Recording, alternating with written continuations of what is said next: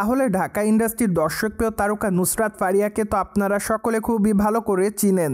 তাছাড়া এই তারকাকে আগামী দিনে অবশ্যই অভিনয় করতে দেখা যাবে জাস মাল্টিমিডিয়ার ব্যানারে, কেননা জাস মাল্টিমিডিয়ার ব্যানারে জিন 3 চলচ্চিত্র অভিনয় করবেন এই তারকা।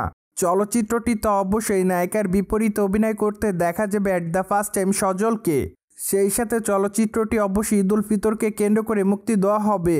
তাই তো বলাই বাহুল্য যে বর্তমানে চলচ্চিত্রের শুটিংয়ের কাজ সম্পূর্ণভাবে শেষ করেছে চলচ্চিত্র নির্মাতারা। খুবই শীঘ্রই সেন্সর বোর্ডে চলচ্চিত্রটি পাঠানো হবে।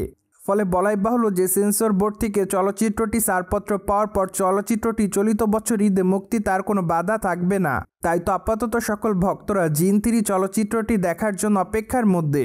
তাছাড়া জিন 3 চলচ্চিত্রটি মূলত সত্য ঘটনা অবলম্বনে নির্মাণ করা হবে।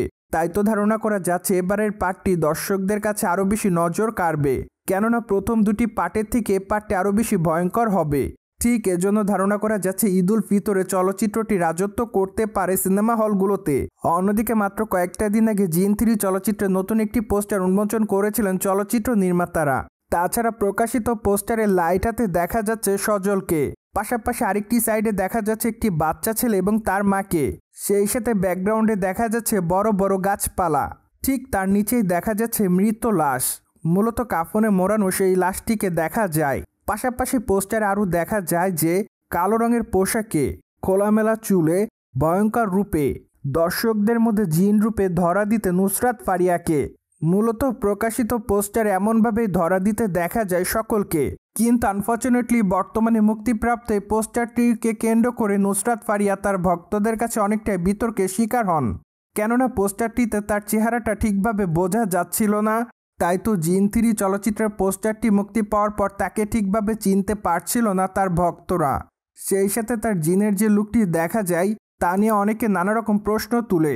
ঠিক এজন্য নেটাগ্রিকদের মধ্যে অনেকে প্রশ্ন তুলে দাবি করে যে এটি আসলে কোনো জিনের লুক নয়, অনেকটা ভ্যাম্পায়ারের মতো দেখাচ্ছে।